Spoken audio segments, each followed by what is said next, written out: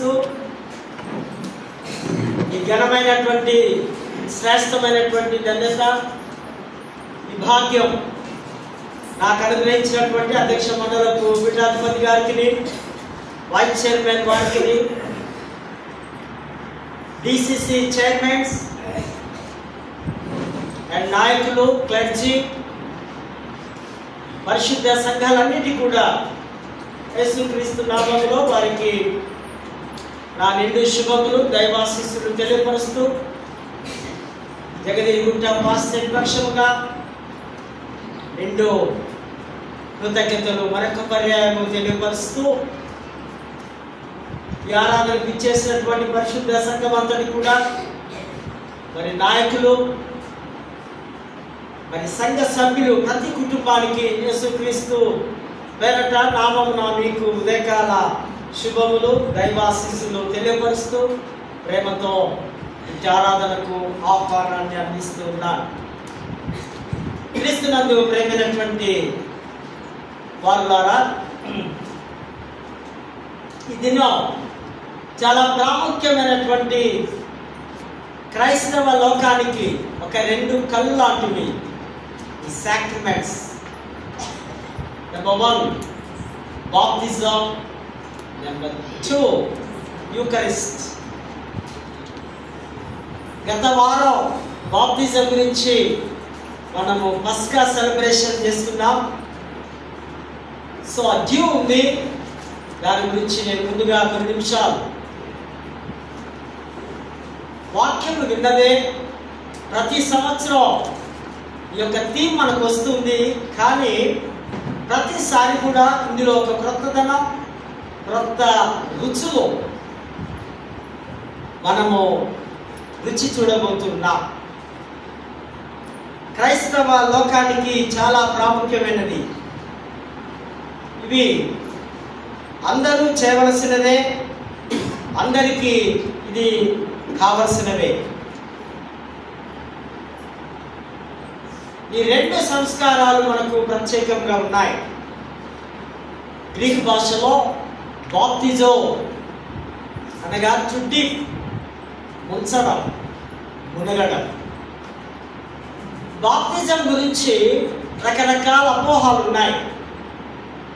చిలకరికి baptism, ముంచే baptism, లేదా నిలబడి తీసుకునే బాప్టిజం,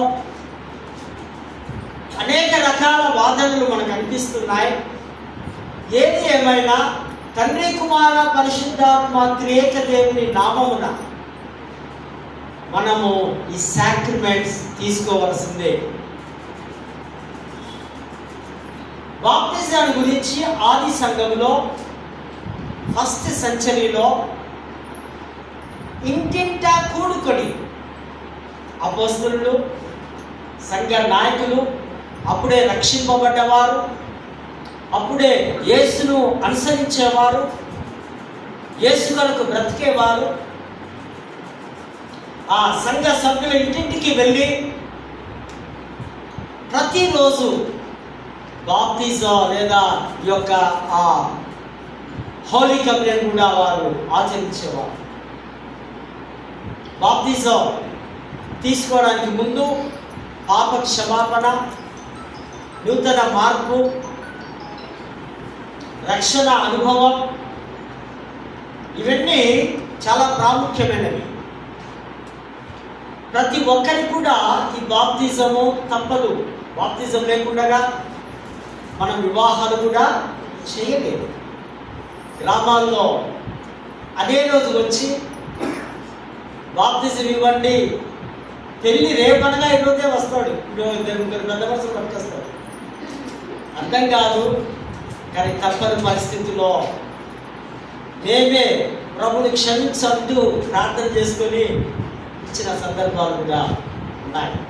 ఇవి తప్పనిసరిగా చేయవలసినటువంటి యొక్క ఆ కార్యక్రమాలు. ఈ బాప్టిజం, ఈ సాక్రమెంట్ ఒక విశ్వాసి దేవుని కృప ద్వారానే అంతరంగములో కలిగే మార్పు, హృదయాంతరంగంలో హృదయం మార్చబడేది బాప్టిజం. బాప్టిజం అనగా లోపటి నుంచి రావడం, మరి బాప్తిజము ఒక విశ్వాసి సంపూర్ణ పరిపూర్ణ అనుభవంలోనికి రావడం. బాప్తిజం తీసుకున్న వారు చాలా పరిపూర్ణంగా వారు జీవించడం. ఈ బాప్తిజాన్ని గురించి మనం వింటున్నాం. రక్షణ పొందిన వారు మాత్రమే బాప్తిజం తీసుకోవాలి. బాప్తిజము ఇది ఒక ఇన్స్ట్రుమెంట్ లాగా, ఒక సాధనం లాగా క్రైస్తవ జీవితానికి ఇదొక మెప్పుగా ఉంది. ఒక జీవము, నూతన జీవము పొందే విధముగా. బాప్తిజం అనగా ఒక నిబంధన, ఒక కవెనెంట్. సంఘం ఎదుట, ప్రజల ఎదుట, సమాజం ఎదుట బహిర్గంగా ఒప్పుకోవడం. ఒక చిన్న ఎగ్జాంపుల్ చెప్తా. Private and public. నాకు ఒక బిల్డింగ్ నచ్చింది, ఒక 80 lakhs. ఆ ఓనర్ దగ్గరికి వెళ్ళి నేను డబ్బులు ఇచ్చినంత మాత్రాన బిల్డింగ్ నా వశము కాదు. బిల్డింగ్ నా వశం కావాలంటే ఆ ఓనర్, కొనేవాడు, అమ్మేవాడు, అధికారులు, సాక్షులు అందరం కలిసి ఆ గవర్నమెంట్ ఒక రిజిస్ట్రేషన్ ఆఫీస్కి వెళ్ళి అందరి ఎదుట ఆ సిగ్నేచర్ చేసుకున్నప్పుడే ఆ బిల్డింగ్ మన సొంతం అవుతుంది. అది పబ్లిక్, ఇది ప్రైవేట్. డబ్బులు ఇవ్వడం ప్రైవేట్ అయితే ఈ రిజిస్ట్రేషన్ చేసుకోవడం పబ్లిక్. నీవు ప్రైవేట్గా యేసుక్రీస్తును అంగీకరించావు, అది నువ్వు పబ్లిక్గా ప్రజల ముందు నీవు ఒప్పుకోవడం, విశ్వసించడం. ఆ కార్యం అందరూ చూస్తూ ఉండగా, అది చిలకరింపు కానివ్వండి, లేదా నీటిలో మునిగే బాప్తిజం కానివ్వండి, అందరి ఎదుట యేసును నేను సొంత రక్షకుడిగా అంగీకరిస్తున్నాను, నేను యేసు కొరకే బ్రతకలను అని నీ యొక్క ఆ తీర్మానాన్ని అక్కడ అందరి ఎదుట చెప్పాలి. దాన్ని బాప్తిజము అని అంటున్నాం. 12th centuryలో థామస్ ఎక్వినాస్, రోమన్ క్యాథలిక్స్ వేదాంతి, ఆ పండితుడు. రోమన్ క్యాథలిక్స్ వారికి 7 sacraments ఉంటాయి. మనకెన్ని ఉన్నాయి? సాక్రమెంట్స్? మనకు సంస్కారాలు ఎన్ని ఉన్నాయి? ఏదైనా ఒకటి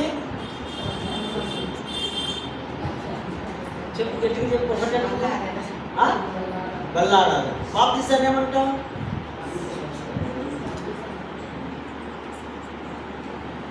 ప్రసంగాలు చేయనిక చైతే. సంస్కారాలు ఎన్ని ఉన్నాయో తెలియవా? బాప్తిజం నెంబర్ 1, నెంబర్ 2 లార్డ్స్ సప్పర్. బాగా వినాలి. వినలేక ఇదైతే నోట్స్ రాసుకోండి.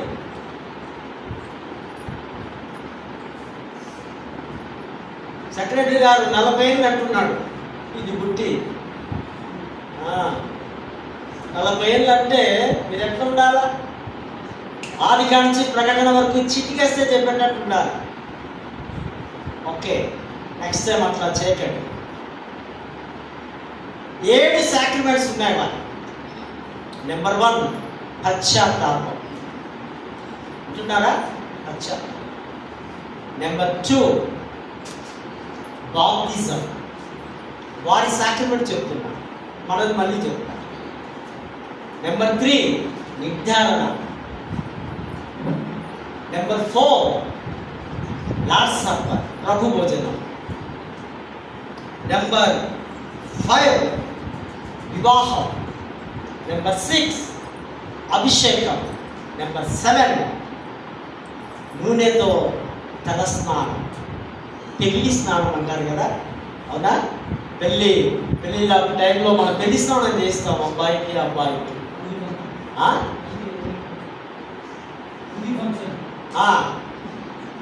ఏదైనా అన్ని వృద్ధులు నేర్పిస్తా అంటాడు స్టూడెంట్ కదా.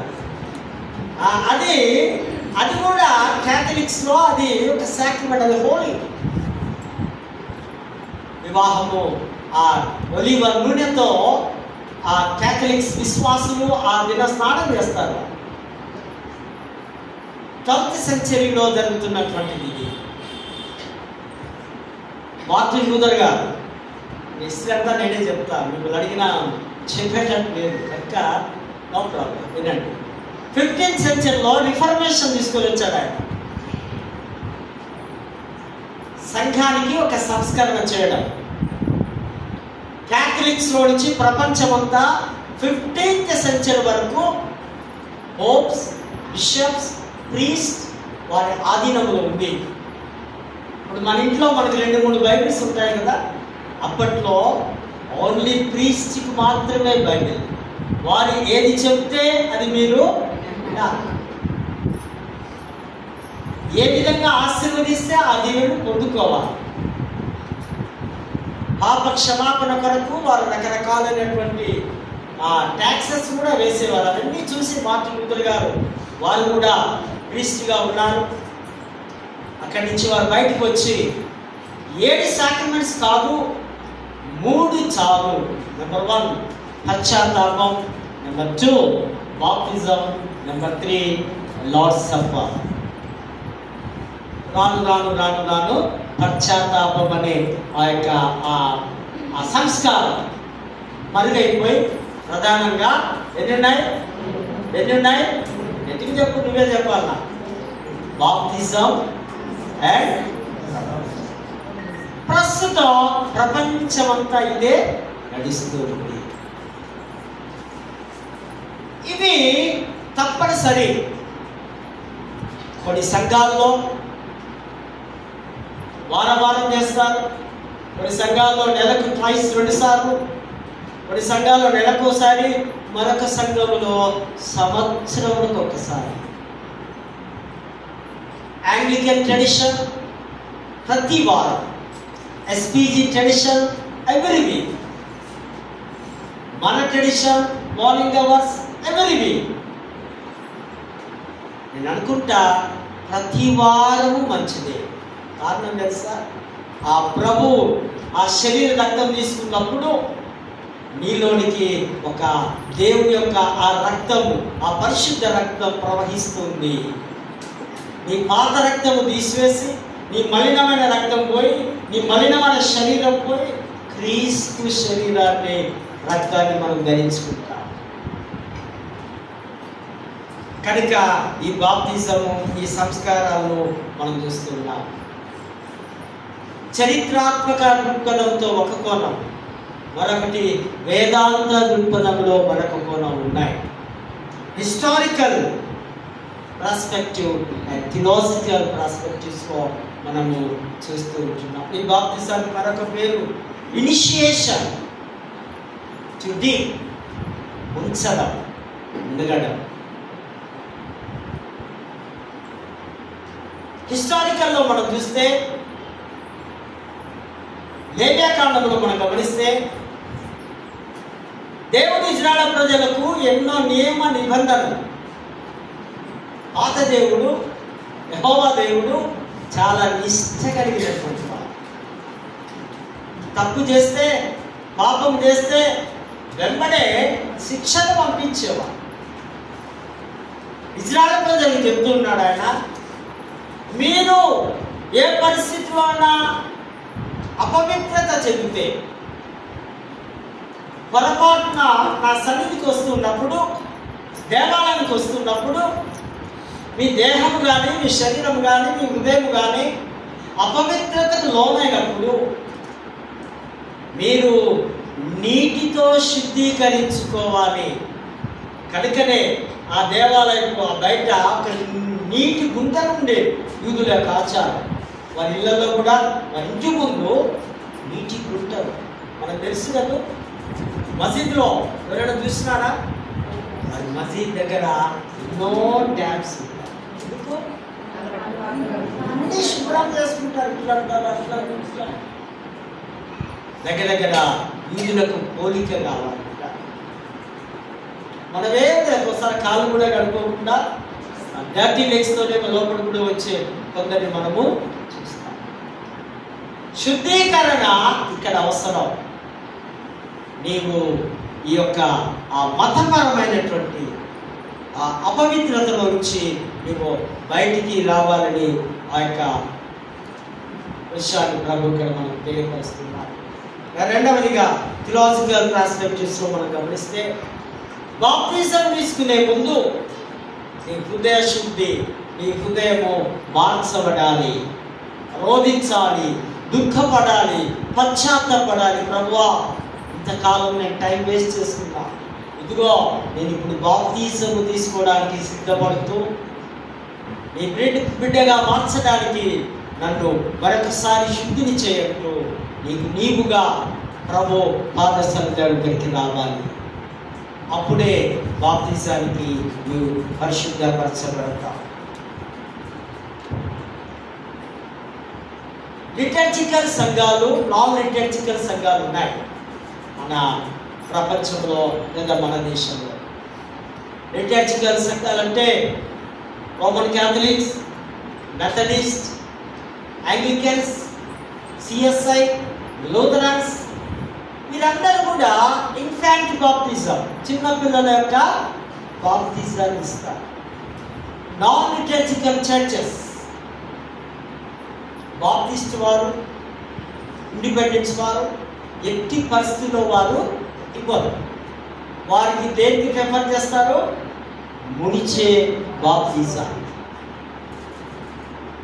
బాప్తిజాల్లో 2 రకాలు ఉన్నాయి.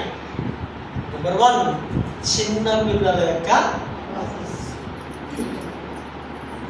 2-3 శతాబ్దం నుంచి 15th శతాబ్దం వరకు యూరప్ కంట్రీస్లో ఈ చిన్న పిల్లల బాప్తిజం చాలా బాగా నడిచింది. కారల్ బాక్ అనేటువంటి పండితుడు చిన్న పిల్లల బాప్తిజాన్ని ఆయన సమర్పించారు. కారణం ఏంటంటే, ఆ పుట్టిన బిడ్డ యేసు ప్రభు మనకు తెలుసు ఏ దినమున ఆయన సున్నతి చేయబడింది? 8వ రోజున. 8వ దినమున తల్లిదండ్రులు బిడ్డను తీసుకొని దేవాలయంలోనికి రావాలి. దేవాలయంలోకి వస్తూ 8 days బిడ్డకి ఏమన్నా తెలుస్తుందా? 10 years వరకు కూడా ఏమి వాడికి అర్థం కావాల్సింది తల్లిదండ్రులకు, గాడ్ పేరెంట్స్. వారు ఆ చుట్టూ నిలబడి వారు ప్రమాణాలు చేస్తారు. ఈ బిడ్డను మేము ఇది మొదలుకొని ఈ 8వ దినము నుంచి ఆయన జీవితకాలం అంతా సంఘములో, ప్రభువులో, వాక్యంలో, బోధనలో, విశ్వాసంలో మేము పెంచుతాము అని ఒక ఆ బిడ్డను కూడా సంఘములో సభ్యులే. ఆ సంఘ సభ్యులు కనుక ఆ పిల్లలకు బాప్తిజము ఇవ్వచ్చు. బాప్తిజము తీసుకున్న తర్వాత కొంతకాలానికి ఏముంటుంది? కన్ఫర్మేషన్ చేస్తారు కదా. అవునా? మన దగ్గర కూడా సెక్రటరీ గారు అన్నారు, కన్ఫర్మేషన్స్ మనం తండ్రి గారిని అడగాలి అయ్యగారు. అదొక నిర్ధారణ. ఒక ఫుల్ మెంబర్గా లేదా ఒక సభ్యుడుగా లేదా దేవుడిలో ఒక బలమైన విశ్వాసిగా. అప్పుడు నాకు తెలియదు, నాకు గుర్తు లేదు, మళ్ళీ బాప్తిజం ఇవ్వండి అంటే నో. మీరు హోలీ లాంటికి వెళ్ళారనుకోండి, అమ్మో యేసు ప్రభు యోర్దాను నదిలో ఇక్కడ అక్కడ బాప్తిజం తీసుకున్నాక నేను కూడా పోయి పొందుతా. అక్కడ నీళ్ళేమి లేవు ప్రస్తుతం.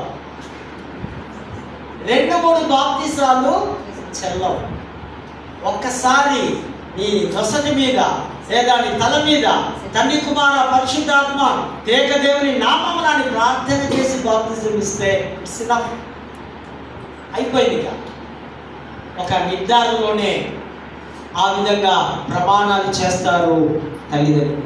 కనుక చిన్నపిల్లలకు బాప్తిజము దీనికి ఆధారాలు ఉన్నాయా? బైబిల్లో ఉన్నాయి. బైబిల్లో మనం చూద్దాం. అపోస్తల కార్యం 10వ అధ్యాయంలో కొర్నేలి అని ఒక శతాధిపతి ఉంటాడు. పేతురు సువార్త చెప్పిన తర్వాత ఆయన అంటాడు, నాకు నా కుటుంబానికి కూడా మీరు బాప్తీసం ఇవ్వండి. ఒక ఇంటిలో అందరు ఉంటారు, కుటుంబంలో పిల్లలు కూడా ఉంటారు. కనుక పిల్లలకు కూడా బాప్తీసం ఇస్తున్నట్టుగా అక్కడ ప్రూఫ్ మనకు దొరుకుతుంది.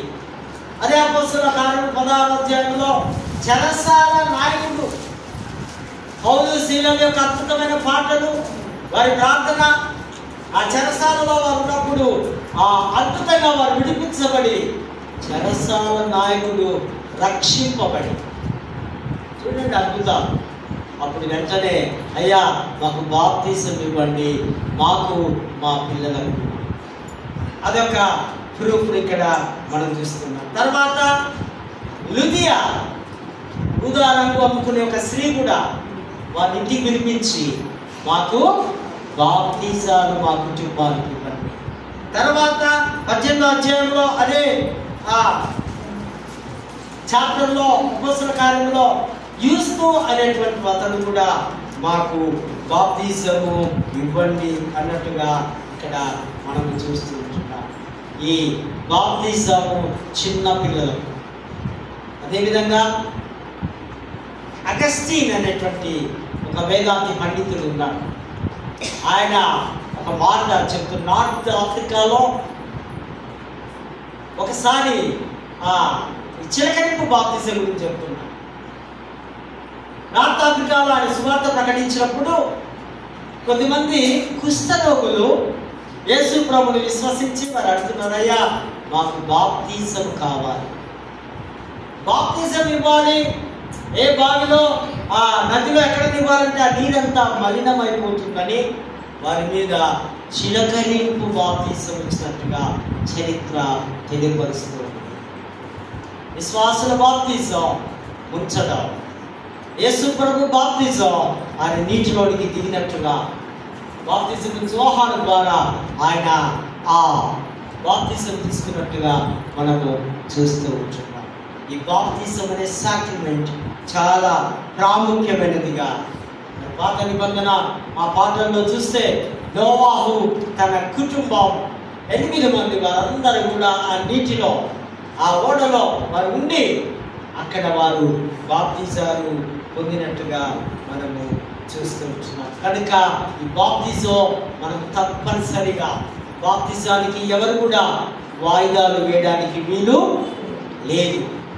ఎప్పుడు నువ్వు రక్షింపబడితే, ఎప్పుడు నువ్వు యేసును అంగీకరిస్తే, నువ్వు ఎప్పుడైతే ప్రభు కొరకు జీవిస్తున్నానని తీర్మానం చేసుకుంటే అప్పుడు ఆ బాప్తిజం అనే ఈ యొక్క సాక్రమెంట్ నీవు తప్పనిసరిగా తీసుకోవాలని లేఖన భాగాలు సెలవిస్తూ ఉంటున్నారు. అదేవిధంగా మనము యొక్క యూకరిస్ట్ రెండవ సంస్కారముగా యూకరిస్ట్ని మనము ఈ సండే ఈ ఆదివారము ధ్యానముగా మనం చూస్తున్నాం. సాక్రమెంట్ ఆఫ్ సాక్రిఫైస్ ఆర్ హిబ్రూలో సాక్రమెంట్ ఆఫ్ కుర్బానా. కుర్బానా ఇదొక పవిత్రమైనటువంటి కార్యం. It's a memorial meal. Do this, remember me. నన్ను జ్ఞాపకము చేసుకోవడానికి ఇది మీరు చేయండి. It is must.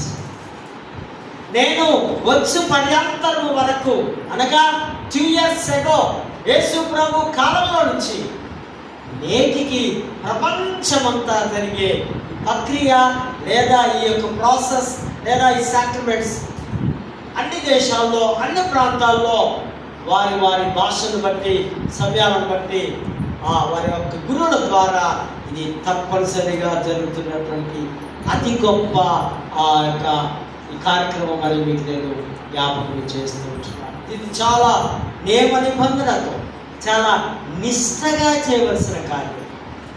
ఒకవేళ బాప్తిజం 1% అటో ఇటో అయినా లార్డ్స్ సప్పర్లో మాత్రం, ప్రభు భోజనములో మాత్రం, ప్రభు ఇస్తున్నటువంటి ఆహారంలో మాత్రం నీవు 100% యోగ్యత గలవాడి.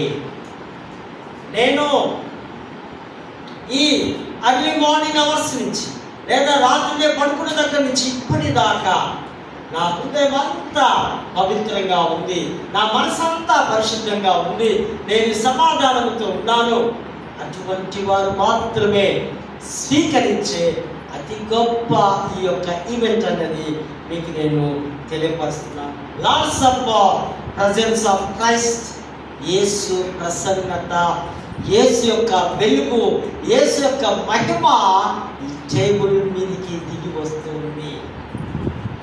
12th centuryలో అదే థామస్ ఎక్వినాస్ బాప్టిజం గురించి అన్నాడు కదా, ఈయన ఈ యొక్క ప్రభుబలం గురించి కూడా ఆయన రాస్తూ ఉంటున్నాడు. సబ్స్టెన్స్ అనగా పదార్థము, మరి ట్రాన్స్ అనగా మార్పు చెందడం, మారిపోవడం. నేను అంటున్నాడు ట్రాన్స్సబ్స్టెంటేషన్ అనగా ఒక యాజకుడు ప్రార్థన చేస్తూ ఉండగా, ఉదాహరణ రొట్టె కొరకు ప్రార్థన చేస్తుండగా ఆ ప్రార్థన దేవుడు విని ఆ రొట్టె క్రీస్తు శరీరంగా మార్చబడుతుంది. యాజకుడు ఆ ద్రాక్షారసం పట్టుకొని ప్రార్థన చేస్తుండగా ఆ ద్రాక్షారసము క్రీస్తు రక్తం వలె మార్చబడుతూ ఉంది అని ఆయన రాస్తూ ఉన్నాడు. ఇది సాక్షాత్తు యేసు యొక్క రూప సన్నిధి, యేసు యొక్క ప్రసన్నత. యేసు క్రీస్తు వారు ఆ శరీరాన్ని రక్తాన్ని మనము తీసుకుంటున్నామని ఆయన అంటే, మార్టిన్ లూథర్ గారు మరొక భావాన్ని వారు వ్యక్తం చేస్తున్నారు. వారిద్దరికే ఇక్కడ మాటలు. మార్టిన్ లూథర్ గారు ఏమంటున్నారంటే, అది కాదు కానీ యాజకుడు యేసు యొక్క వాక్యము బోధిస్తూ ఉండగా, వాక్యము ఆ శరీర ఆ రక్తాలను లేదా రొట్టెలు ద్రాక్షరసాన్ని టచ్ చేస్తుంది కనుక వాక్యము ద్వారా అది శుద్ధించబడుతున్నాయి. వాక్యమే ఇక్కడ ప్రధానముగా ఉంది. ఈ సంస్కారము వాక్యానికి, ఈ సంస్కారానికి ఒక ముడిపడి ఉంది అని మార్టిన్ లూథర్ గారు, వాక్యమే యేసు, యేసు మాత్రమే అక్కడ ఉన్నాడని వారి యొక్క ఆ ఆలోచనను ఇక్కడ వ్యక్తపరుస్తూ ఉన్నాడు. ఈ సంస్కారంలో పుచ్చుకున్న విశ్వాసిలో విశ్వాసము ఉండాలి. ఏంటా విశ్వాసం? ఇది నిజంగా యేసు క్రీస్తు శరీరమే, ఇది నిజంగా యేసు రక్తాన్ని నేను త్రాగుతున్నానని విశ్వాసిలో విశ్వాసం ఉండాలి. విశ్వాసం లేకుంటే యాజకుడి ప్రార్థన కూడా నడవదు. విశ్వాసం లేకుండా నీవు బల్ల యొద్దకు సమీపించకూడదు అని మార్టిన్ లూథర్ గారు వారి ఆలోచనలు తెలియపరుస్తూ ఉంటున్నారు. జాన్ కాల్విన్ అనే మరొక పండితుడు కూడా ఈ మాటను చెప్తున్నాడు. లార్డ్ సప్పర్లో యేసు ప్రభు ఆత్మీయంగా ఆయన వెలుగుతో దిగి వస్తాడు అనగా, ఇక్కడ ఆ ఆరాధన జరుగుతూ ఉండగా ప్రభు అక్కడ ఉన్నాడనే సత్యాన్ని జాన్ కాల్విన్ గారు రాస్తున్న మాటను ఇక్కడ ఈ సంస్కారాల్లో మనం చూస్తాం. It is a sign but special sign. ఇది ఒక మంచి సంకేతముగా ఉంది. ఇది ఒక ప్రత్యేకమైనటువంటి గురిగా, ఒక సంపదగా ప్రభు మనకి ఇచ్చున్నాడని భక్తులు రాస్తున్నాడు.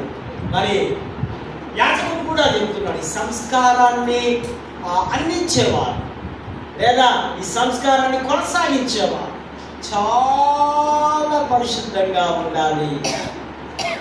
రాత్రంతా కొట్లాడి, పిల్లలతో కొట్లాడి, అమ్మగారితో కొట్లాడి, ఓ ఇంత టిఫిన్ పెట్టు నాకు తినేపోతా అనుకుంటూ రకరకాలుగా ఒకవేళ అటువంటి ఆ పరిస్థితిలో ఉంటే ఆ యాజకుడు లేదా ఆ యాజకుడు చేసిన ప్రార్థన లేదా ఆ భోజనం కూడా వ్యర్థమే అని పండితులు రాస్తున్నారు.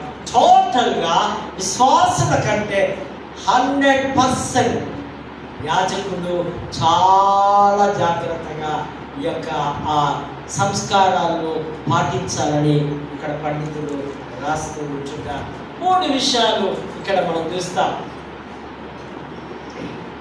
యోహాను సువార్త 6వ అధ్యాయంలో మనం చూస్తే ఇది తీసుకొనుట ద్వారా నిత్య జీవము నీవు పొందగలవు. నిరంతరము నీ జీవించే ఆధిక్యత దేవుడు నీకు ఇస్తున్నాడు.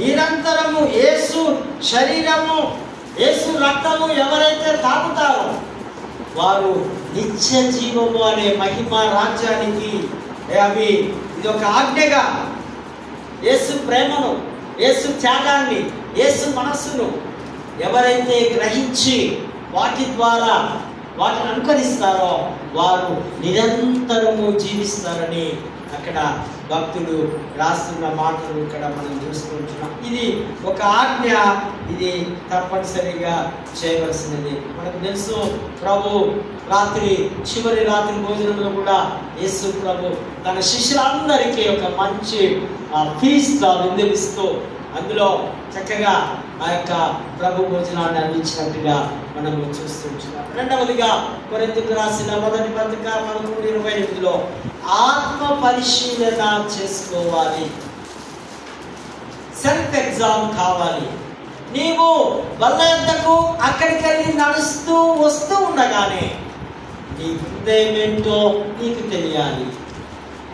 నేను ఏ విధంగా ఉన్నా, గత వారం ఎలాగున్నాను, ఈ క్షణం ఎలాగున్నాను, అక్కడికి సమీపిస్తూ ఉన్నా, యాజకుడి దగ్గరికి వెళుతూ ఉన్నా, నా పరిస్థితి ఏంటి అని నీవు ఆత్మ పరిశీలన, నీకు యోగ్యత ఉందా, నేను క్వాలిఫైడా కాదా, నేను ఇవి తీసుకోవడానికి నేను అర్హుడనా కాదా అంటూ నీకు నీవుగా సొంత పరీక్ష చేసుకోవాలి. ఒకవేళ ఆ స్థితి లేకపోతే నీవు వాయిదా వేసుకొని సరే నెక్స్ట్ టైం నేను శుద్ధుడినైనప్పుడే తీసుకుంటానంటూ నీవు కాముగా ఉండడం మంచిది. యోగ్యత లేని వారు వీటిని తీసుకోకూడదు. రెఫరెన్స్ కావాలి, మారు మనస్సు కావాలి, పశ్చాత్తాపము కావాలి దీని దగ్గరికి వస్తూ ఉన్నప్పుడు. రెండవదిగా ఆత్మ పరిశీలన, సొంత పరిశీలన, సెల్ఫ్ ఎగ్జామినేషన్ మనము చూసుకోవాలి. మరి మూడవదిగా అదే మొదటి కొరింథీ 11:26 ప్రభు వచ్చు వరకు ఆయన మరణముని మనము ప్రచురిస్తూ ఉండాలి. గాస్పల్, ప్రొక్లమేషన్ ఆఫ్ గాస్పల్ నీవు ప్రచురణ చేయాలి. విశ్వాసిగా, దేవుని బిడ్డగా, ఆయన శరీర రక్తం పుచ్చుకున్న నీవు కాముగా, వచ్చిగా, వ్యర్థంగా ఏం మాట్లాడకుండా, ఎవరికి ఏం చెప్పకుండా ఉండడానికి వీలు లేదు. నీవు ఈ మంచి వార్తను, ఈ శుభవార్తను ప్రచురపరచాలి, ప్రొక్లైమ్ చేయాలి, అనేకులకు చెప్పాలి. అదే ఇక్కడ చెబుతూ ఆయన వచ్చినంత వరకు, మెస్సయ్య రాకడ వచ్చేంత వరకు, ఆ రెండవ రాకడ వచ్చేంత వరకు నీవు నిశ్శబ్దంగా ఉండడానికి వీలు లేదని, నువ్వు ఆ కమిట్ కావాలని ఇక్కడ ఆ కొరింథీ సంఘానికి పౌలు రాస్తున్న మాటలను మీకు నేను జ్ఞాపకము చేస్తుంటున్న వాక్యాన్ని ప్రచుర పరిచే విధముగా మరి భూతకాలము, వర్తమాన కాలము, భవిష్యత్తు కాలములో అనగా ఆ గతంలో నా పరిస్థితి ఎలాగుంది, నా ప్రవర్తన ఎలాగుంది, నా జీవితం ఎలాగుంది, నేను ప్రభువులలో అనేక సంవత్సరాలు పాల్పొందులు పొందుకున్నాను కదా, మరి నా పరిస్థితి ఏంటని నీవు తప్పనిసరిగా జ్ఞాపకం చేసుకోవాలి. దేవుడు నిన్ను విడిపించి, దేవుడు నిన్ను రక్షించి, దేవుడిని ప్రేమించి, దేవుని బిడ్డగా దేవాలయంలో నిన్ను కూర్చోబెట్టి నీకు నిన్ను యోగ్యురాలుగా ప్రభు చేస్తున్న ఆ మాటలు మీకు నేను జ్ఞాపకం చేస్తున్నాను. వర్తమాన కాలంలో అనగా క్రీస్తుతో ఫెలోషిప్, క్రీస్తుతో సహవాసం, దాన్ని గ్రీక్ భాషలో కొయినోనియా నెక్స్ట్ వీక్ అడుగుతారు, గుర్తుపెట్టుకో. కొయినోనియా అనగా ఫెలోషిప్, సహవాసం. వర్తమాన కాలంలో దేవునితో మన సహవాసం ఎలాగుంది, దేవునితో మన అటాచ్మెంట్ ఎలాగుంది, ప్రభుతో మనం ఏ విధంగా గడుపుతున్నాం, వర్తమానంలో మనము జ్ఞాపకం చేసుకోవాలి. క్రీస్తు బలి అర్పణ, పస్కా బలిగా కదా, ఆ బలి అక్కడ ఆ బలినే ఇప్పుడు మనము జ్ఞాపకం చేసుకుంటున్నాం.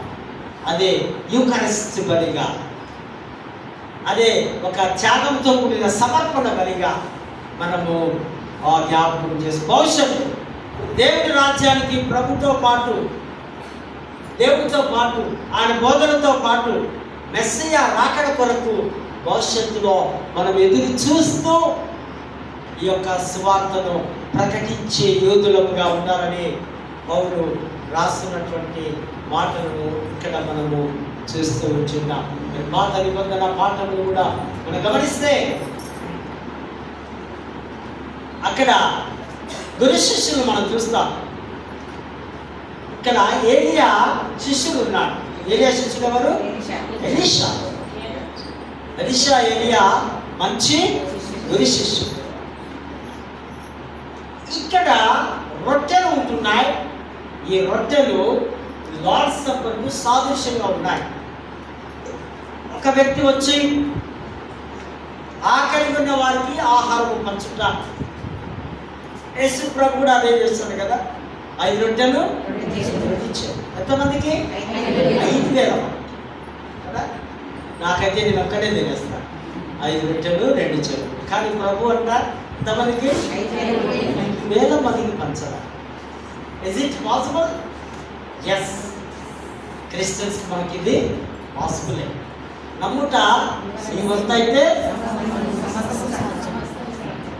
కనుక నమ్మవలసింది. బైబిల్లో ఏది రాయబడ్డదో అవన్నీ కూడా మనం తప్పనిసరిగా నమ్మవలసింది. ఇక్కడ ఒకటి తీసుకొని వస్తున్నాడా ఎవరి రొట్టెలు? బహుశా ఎన్ని ఉన్నాయో ఒక 25 వరకు 20 వరకు రొట్టెలు తీసుకొచ్చి ఆ రొట్టెలు పరిశుద్ధ బడికి సూచనగా అప్పుడు ఎలీషా 100 మందిని కూర్చోబెట్టి వారికి వడ్డించున్నప్పుడు ఈ గెహాజీ మన శిష్యుడు ఉంటాడు. వాడంతా అపనమ్మకం, విశ్వాసం లేదు, అవిశ్వాసం. కనుకనే కొంతకాలానికి వాడికి ఒక దేవుడు ఒక గిఫ్ట్ ఇచ్చినాడు. ఏంటంటే అబ్బా ఏదో కదా, అవన్నీ మనకు తెలుసు. సో అటువంటి వాడు వీడే గుడుక్కుంటూ చదువుకుంటూ ఉంటే ఎలిషారే కూర్చోటి పంచరా నానప్పుడు ఆ రొట్టెలు క్రీస్తు శరీరానికి సాదృశ్యాలు ఉన్నాయి.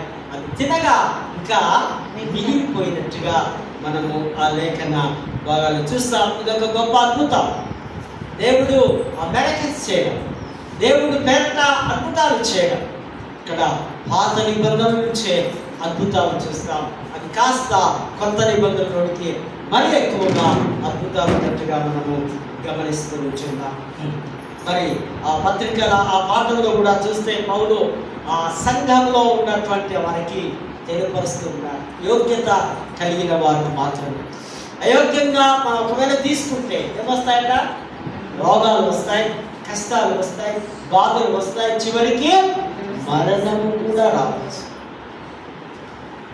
ప్రభు వల్లను మనము పరిశీలన చేసుకుంటూ జాగ్రత్తగా మనం వాటిని తీసుకోవాలని ఆ పౌలు రాస్తూ ఉంటున్నాడు. సువార్తల పట్టణంలో యేసు ప్రభు వెంబడి ఎప్పటికీ ఉంటుంది ఒక బ్యాచ్ తప్పులు పట్టడానికి కదా. అక్కడ చాలా కమిటీస్ ఉంటాయి. సద్దుకైన కమిటీ, పరిశ్రమల కమిటీ, ఇంకా హేరోదీల కమిటీ, వీరందరూ శాస్త్రుల కమిటీ, వీరందరూ కూడా యూదుల్లో తెగలు. ఇందులో ఇంపార్టెంట్ వారు ఎవరు అంటే పరిశ్రమలు అనేవారు. వారు ఎప్పుడు అన్ని వంకలు పెట్టడం, తప్పులు పట్టడం, ప్రభు వెంబడి వస్తూ ప్రభుని ఏదేదో అడగడం, క్వశ్చన్ చేయడం. ప్రభు అంటున్నాడు, నన్ను చూసిన వాడిని నా దేవుణ్ణి చూసినట్లే. మరియు ఇదిగో నేను పరలోకము నుండి దిగి వచ్చిన జీవాహారము నేనే. నన్ను తప్పనిసరిగా భుజించిన వాడు, నా శరీరాన్ని, నా రక్తాన్ని తిని తాగిన వాడే నిత్య జీవానికి వెళ్ళినప్పుడు వారి యొక్క డౌట్ను వెల్లడి చేస్తూ ఉన్నారు. అరే నువ్వు సజీవంగా ఉన్నావు, నిన్ను మేమెట్లా తినాలి? వారికి అర్థం కాని పరిస్థితి. కారణం ఏంటంటే ఆధ్యాత్మికమైనటువంటి జీవితం వారి లోపల లేదు, లేదా నూతన మనస్సు, పశ్చాత్తాప మనస్సు, నూతన సృష్టి వలె వారు లేరు. కనుక లోకానుసారమైన మనుషులుగా ఉన్నారు కనుక ప్రతి విషయంలో తప్పులు పట్టేవారు కనుక యేసు ప్రభును క్వశ్చన్ చేస్తూ ఉంటున్నారు. అక్కడ మనం చూస్తాం, ప్రభు అంటాడు, ఇదిగో మీరు 40 ఎన్ని సంవత్సరాలు ఉన్నారు ఇజ్రాయెల్ ప్రజలు అరణ్యంలో జర్నీ? 40 సంవత్సరాలు దేవుడు పోషించాడు ఒక పదార్థం ద్వారా. అదేంటంట? మన్నా అనే ఆహారం. ఆ మన్నా తిన్నవారు తిరిగి చనిపోయారు. మన్నా తిన్న తర్వాత మరణం వచ్చింది. కానీ నేనిస్తున్నటువంటి ఈ నిత్య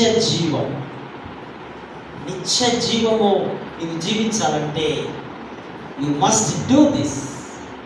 ఇది నువ్వు తప్పనిసరిగా చెయ్యాలి. ఆయన శరీరంలో నీ చేయి పెట్టాలి. ఆయన రక్తాన్ని నీ శరీరంలోనికి తీసుకోవాలి. ఇక నీకు ఎన్నటికీ మరణం లేదు. ఇదిగో నేను జీవించుతున్నాను కనుక మీరు జీవించు. ఎంత మంచి మాట. క్రైస్తవులకు మరణము లేనే లేదు. అది క్రైస్తవులకే. నామినల్ క్రిస్టియన్ కాదు, వేషధార క్రిస్టియన్ కాదు, కొట్లాడే క్రిస్టియన్స్ కాదు, చెడిపోయిన క్రిస్టియన్స్ కాదు. కారణం ఏంటంటే ప్రభు మన హృదయాలు మార్చినప్పుడు, మనకు రక్షణ ఇచ్చినప్పుడు, మనం కాపాడుకొని పరిపూర్ణ సంపూర్ణ దేవుడు బిడ్డలు అయినప్పుడు దేవుడు ఆ నిత్య జీవం అనే ఆహారాన్ని ప్రభు ఇస్తున్నాడు. ఎన్నటికీ మీకు మరణము మీ దగ్గరికి రాదు. ప్రేమైనటువంటి వార్త. ఈ యొక్క లార్డ్ సప్పర్లో, సాక్రమెంట్స్లో మనము ఆయనను తీసుకుంటూ ఉండగా నిజంగా ఆయన మన శరీరంలోకి వస్తుంటే క్రీస్తు శరీరం వలె మనం మార్చబడతాం. యేసుక్రీస్తు కలిగిన మనస్సు మనం కలిగి ఉంటాం. యేసుక్రీస్తు కలిగిన త్యాగాన్ని మనం కలిగి ఉంటాం. యేసుక్రీస్తు కలిగిన ఆ యొక్క ప్రాణాన్ని అర్పించే స్థితి కూడా దేవుడు ఇవ్వగలడు. అవసరమైతే ప్రభు కొరకు మనము ప్రాణత్యాగం చేయడానికైనా సిద్ధంగా ఉండాలి. కారణం ఏంటంటే ప్రభు మరణానికి వెల్కమ్ చెప్పాడు కదా. గెత్సెమనే తోటలో ఆయన తెలుసు, ఆయన ముందేముంది? మరణం ఉంది, సిలువ ఉంది, శ్రమ ఉంది, దుఃఖం ఉంది, బాధ ఉంది. అయినా నీ చిత్తమే, అయినా ప్రభువా నీ చిత్తానికి నేను లోపడుతున్నా. క్రైస్తవ జీవితం అంతా దేవుడి చిత్తానికి లోపడాలి. సింపుల్. దేవుని ఆజ్ఞలు, దేవుడి చిత్తానికి లోపడితే ఈ లోకంలో నీకు అవమానం, ఈ లోకంలో నీకు శ్రమ, ఈ లోకంలో నీకు రోగం అన్నీ ఉండొచ్చు. ఉండనివ్వండి ఒకవైపు. ఈ శరీరానికి ఎన్నైనా దేవుడు ఇస్తారని ఒక గిఫ్ట్ అనుకోండి, అదొక బహుమానం, అదొక భాగ్యం అనుకోండి. బట్ నీ సోల్ మాత్రం, నీ యొక్క ఆత్మ మాత్రం, ఈ పరిశుద్ధ దేవుడిచ్చిన ఆత్మను నీవు శుభ్రంగా దేవుడికి అప్పచెప్పాలి. అప్పుడే నేను మహిమ రాజ్యంలో దేవుడితో కలుసుకుంటాం. అప్పుడు మీరు ముఖాముఖిగా క్రీస్తును చూడగలరు. అటువంటి కృప, పరిశుద్ధాత్మ నడిపింపు, దైవాశిస్సులు దేవాది దేవుడు సమృద్ధివంతంగా మనకు అనుగ్రహించుకుంటాం. దగ్గర ప్రభావ ప్రేమల సన్నిధికి వందనాలు నాయన. ఇంత మటుకు మహాదేవుడు దేవాది దేవుడు గురించిన ఈ యొక్క సాక్రిమెంట్స్ గురించి మేము నేర్చుకున్నాం. వాటి ప్రకారం మేము బ్రతకడానికి సహాయం చేయగలమంటూ యేసు నామమున వేడుకుంటున్నాము.